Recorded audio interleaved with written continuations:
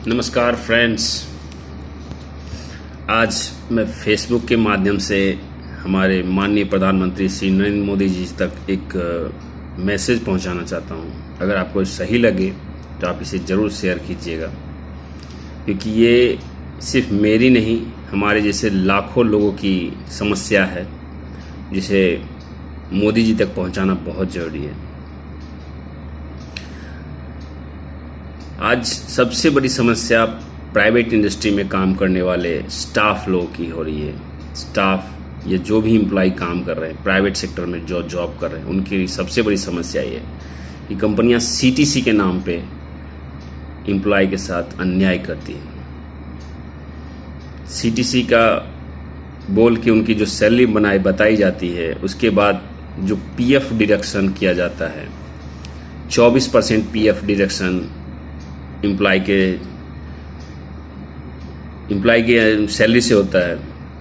Bonus उनको ये बोल के दिया जाता है कि हम बोनस दे रहे हैं आपको, जबकि उनकी सैलरी से पूरे साल भर का उनका सैलरी से उनका डिडक्शन होता है, फिर उनको दिया जाता है किसी एक मंथ में।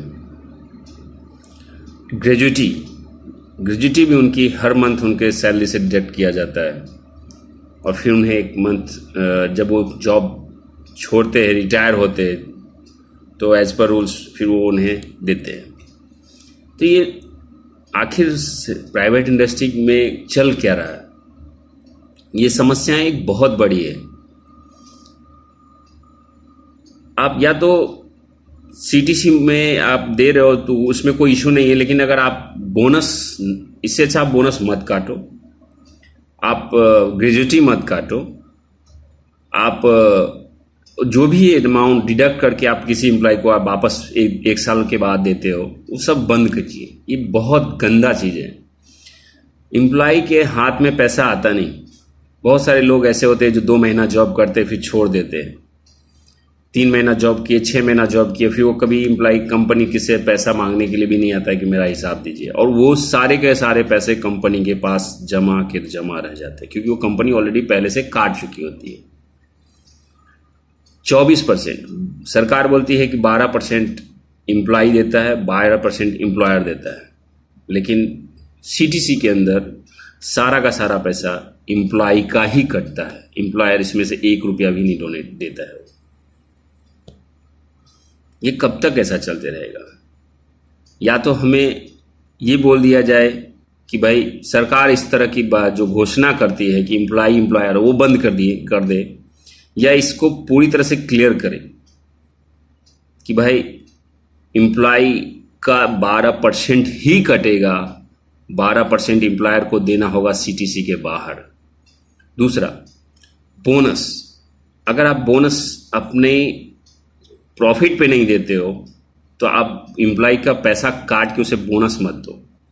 ये भी बंद होना चाहिए, क्योंकि आप बोनस के नाम पे उसी का पैसा काट के उसी को आप देते हो, पूरे साल भर आप उसका पैसा काटते हो, फिर उसको आप देते हो मैं बोनस प्रोवाइड कर रहे हैं हम।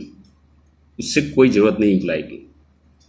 हो सकता है कुछ एम्प्लॉय को इसमें फ़ायदा होता होगा, लेकिन हम जैसे न जाने कितने ऐसे लोग हैं जिन्हें ये नुकसानदायक लगता है।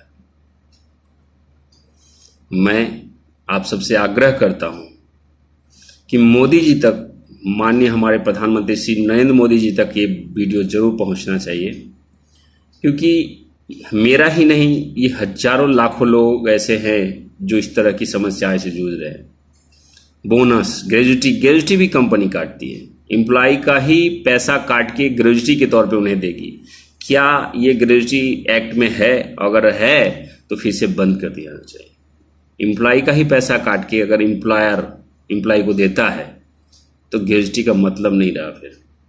और परसेंटेज भी वो डिसाइड किया हुआ है कि आप इतना % बेसिक के ऊपर आप काट के देते हो, तो फिर एम्प्लॉय जब भी छोड़े तो एम्प्लॉयर को उसी समय वो 4 साल 5 साल देखने की जरूरत नहीं है, क्योंकि वो पैसा एम्प्लॉय का है। उसे इमीडिएटली जब भी उसका हिसाब मिलता है उसे मिलना चाहिए, चाहे वो नोटिस पीरियड दे ना दे, क्योंकि वो उसका खुद का हक है, उसके खून पसीने की कमाई है, जिस पे किसी का भी अधिकार नहीं।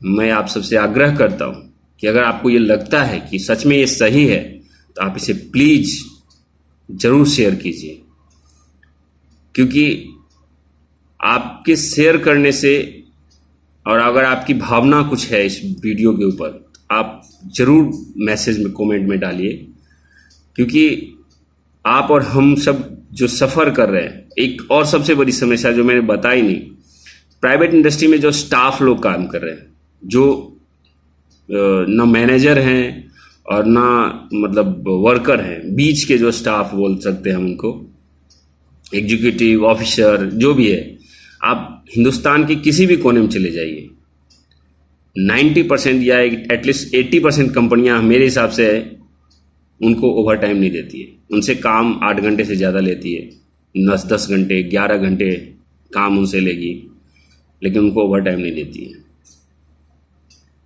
उनको 8 घंटे की सैलरी प्रोवाइड की जाती है। क्या हम मजदूर नहीं हैं? क्या हम पढ़ लिख लिए, हम 8 घंटे से ज़्यादा ड्यूटी कर रहे हैं, तो क्या हमारी मेहनत नहीं है? और अगर हमारी मेहनत नहीं है तो फिर वास्तव में हमारे हिंदुस्तान में कानून में इस समय सबसे बड़े बदलाव की ज़रूरत है। इस सब के ऊपर प्राइवेट इंडस्ट्री में इस तरह की खेल पूरी तरह से खेली जाती है।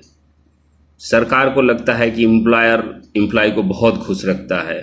कुछ कंपनियां तो 3 साल 4 साल लोगों की सैलरी नहीं बढ़ा रही। महंगाई का स्तर इतना बढ़ चुका है, लोग महंगाई से परेशान नहीं हैं, परेशान हैं अपने इनकम के सोर्स ना बढ़ने से।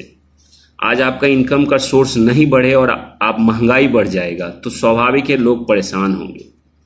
आप सरकारी विभाग में काम करने वाले कर्मचारियों के जैसे ही कुछ महंगाई बढ़ता है, आप डीए बढ़ जाता है, कोई भी अलाउंस बढ़ा दिया जाता है। प्राइवेट सेक्टर के लिए क्या होता है? उनके लिए कोई अलाउंस नहीं होता है, और उनकी सबसे बड़ी समस्या ये है कि वो कुछ कर भी नहीं सकते, कुछ बोल भी नहीं सकते। कंपनियां कहती है हम घाटे में चल रहे हैं, 2 साल 3 साल 4 साल पगार नहीं बढ़ाती है। क्या कर सकते हो उस कंडीशन में? क्या वो मेहनत करना छोड़ते हैं? क्या कंपनी के लिए वो काम जो उनका लगन है वो कम होता है? कभी नहीं होता है। लेकिन ये सब बातें इंडस्ट्री के जो हम वीडियो के माध्यम से जो हम अगर कुछ इंडस्ट्री के लोग भी इससे जुड़े होंगे तो मैं उनसे आग्रह करना चाहूँगा कि अगर आपकी कंपनी को और तरक्की करवाना है तो अपने एम्प्लॉय को खुश करना सीखिए। आपका एम्प्लॉय अगर खुश रहेगा ना तो आपकी कंपनी 200 गुनी 400 गुनी तरक्की करेगी। जो अभी कर रही है उससे कई गुनी तरक्की करेगी। एक बार करके तो देखिए। एम्प्लॉय का डिडक्शन बंद करवा दीजिए।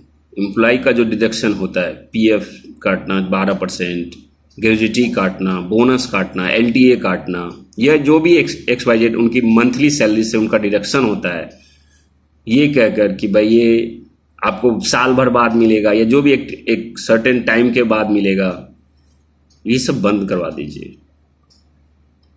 आप भी कभी उस जगह पे होंगे जहां एक आम आदमी, एक मध्यम परिवार बहुत मुश्किल से घर चला रहा है, और आज की महंगाई के सिचुएशन में ये घर चलाना एक बहुत टफ है, क्योंकि बच्चों को पढ़ाना, स्वास्थ्य सेवाओं में जो जिस हिसाब से पैसे लग रहे हैं, उस हिसाब से अगर एक मध्यम परिवार का आदमी को देखा जाए, गरीब परिवार के लोगों को देखा जाए, तो वो इस सिचुएशन में आगे अपने घर को चलाना उसके लिए बहुत मुश्किल हो जाता है।